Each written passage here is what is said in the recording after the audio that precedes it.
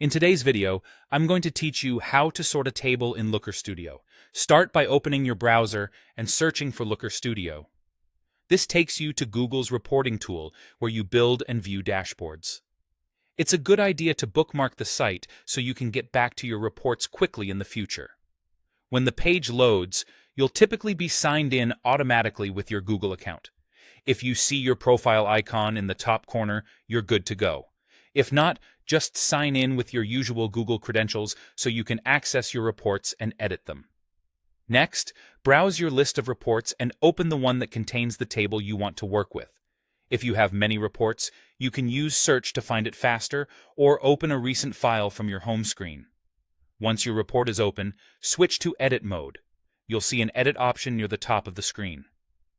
Edit mode lets you change the data, configuration, and appearance of your charts. If you remain in View mode, you won't be able to adjust sorting settings. Now, click directly on the table you want to modify.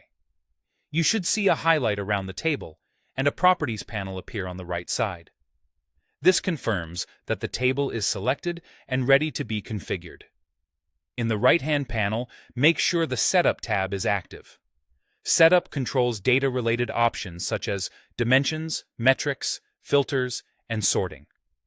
If you're on the Style tab, switch back to Setup to access the sort controls. Scroll down until you find the Sort section.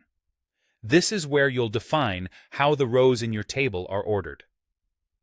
In the first drop-down labeled Sort, choose the dimension or metric to use for your primary sort. A dimension is a descriptive field like country or product, while a metric is a numeric value like sessions or revenue. Sorting by a metric orders rows by the numbers. Sorting by a dimension orders them alphabetically or by date, depending on the field type. Next, set the sort order to ascending or descending. Ascending means A to Z, earliest to latest, or smallest to largest. Descending means Z to A, latest to earliest, or largest to smallest. Pick the order that best supports the story you want the table to tell.